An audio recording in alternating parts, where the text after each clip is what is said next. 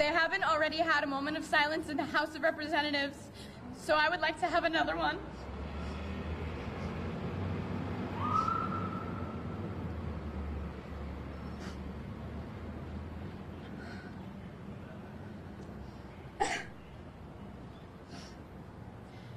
Thank you. Every single person up here today, all these people should be at home grieving. But instead, we are up here, standing together, because if all our government and president can do is send thoughts and prayers, then it's time for victims to be the change that we need to see.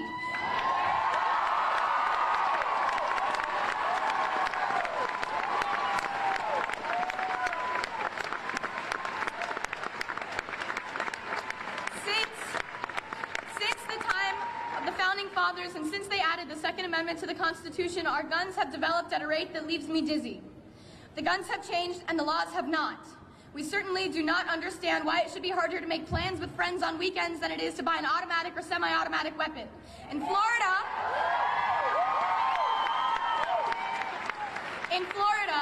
to buy a gun, you do not need a permit, you do not need a gun license, and once you buy it, you do not need to register it. You do not need a permit to carry a concealed rifle or shotgun. You can buy as many guns as you want at one time. I read something very powerful to me today. It was from the point of view of a teacher, and I quote, "When adults tell me I have the right to own a gun, all I can hear is, my right to own a gun outweighs your student's right to live. All I can hear is mine, mine, mine, mine."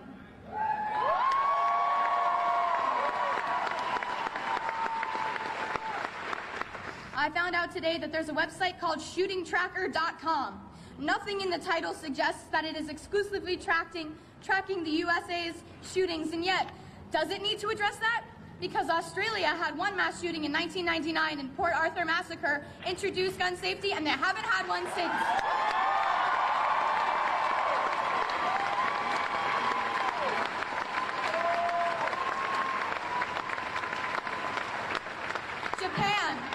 Japan has never had a mass shooting.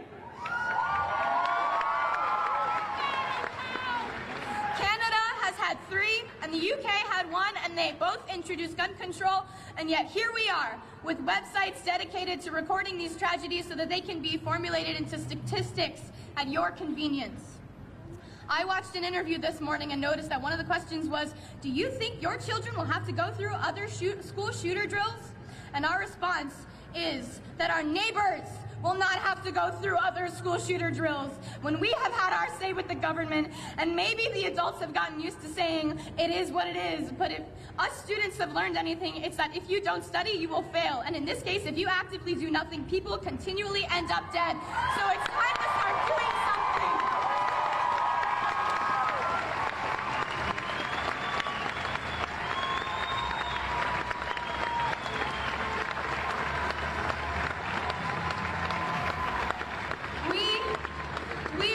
Be the kids that you read about in textbooks.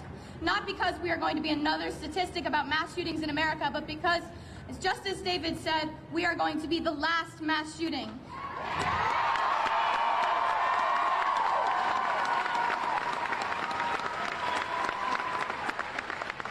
There has been one tweet that I would like to call attention to. So many signs that the Florida shooter was mentally disturbed, even expelled for bad and erratic behavior. Neighbors and classmates knew he was a big problem, must always report such instances to authorities again and again. We did, time and time again.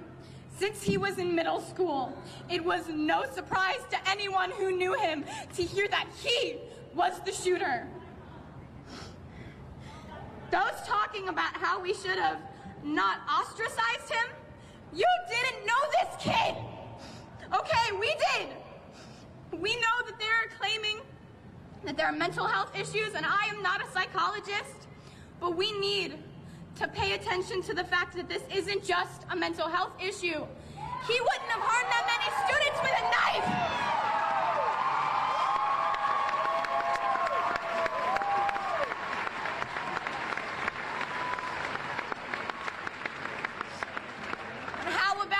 We stop blaming the victims for something that was the shooter's fault.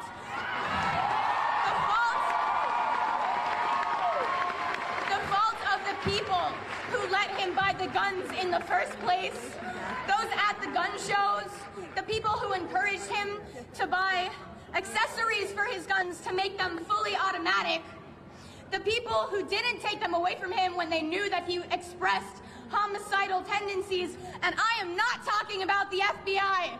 I am talking about the people that he lived with. I'm talking about the neighbors who saw him outside holding guns. If the president wants to come up to me and tell me to my face that it was a terrible tragedy and how it should never have happened, and maintain telling us how nothing is going to be done about it, I'm going to happily ask him how much money he received from the National Rifle Association.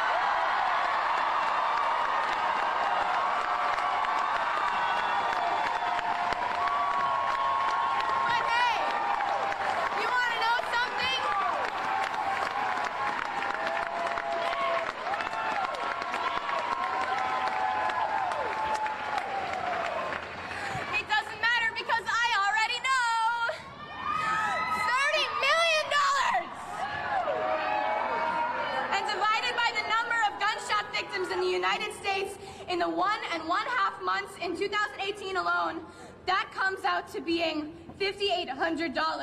Is that how much these people are worth to you, Trump? If you don't do anything to prevent this from continuing to occur, that number of gunshot victims will go up, and the number that they are worth will go down. And we will be worthless to you. To every politician who is taking donations from the NRA, shame on you.